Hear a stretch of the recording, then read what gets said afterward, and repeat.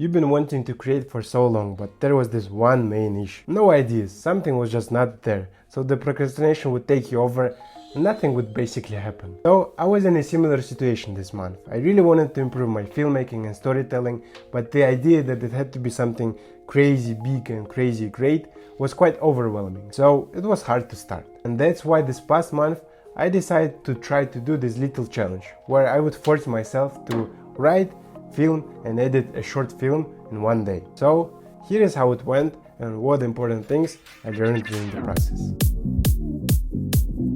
The first thing I got from this challenge was the fact that I really got shit done. Now I was not overthinking the process, and without this big pressure and expectations, I would really enjoy making these 2 to 3 minutes short films. And when usually it would take me almost like a week to make one video, now I was publishing short films almost every other day. And some of them did pretty well, and I think a lot of you actually came from that one little film that blew up a little bit, which was pretty cool.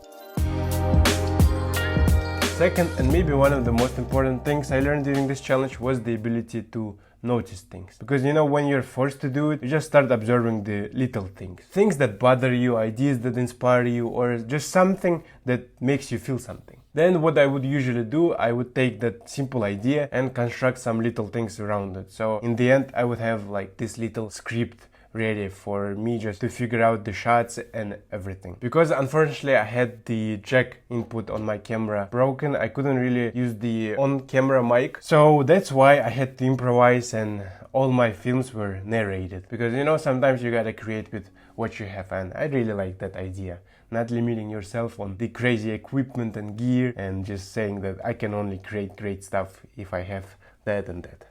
That's not really nice.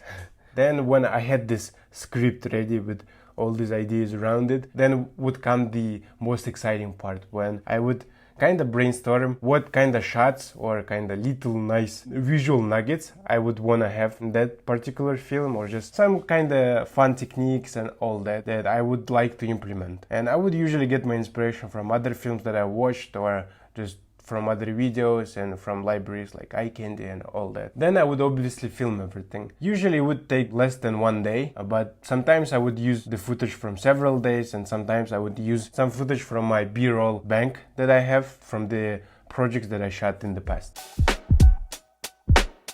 Another quite cool thing I learned during this challenge is to edit quickly, without extra overthinking. I tried to just make it minimalistic and let my kind of filming process do most of the talking, not the editing process, and not spending lots of times on adding some little visual effects and editing techniques and all that. After all, I feel like most of the films are more about the story rather than crazy visual effects. I tried to use minimal music, just simple color grading, and really rely just on simple cuts, and that's it. And for each film I would usually spend from 2 to 3 hours editing, even less sometimes, and it simply would start with me over voicing and then just cutting it, then cutting the shots according to the narration part of it and just seeing where it matches, and that's pretty much it. Then simple color grading, just a little bit of music, and that's it.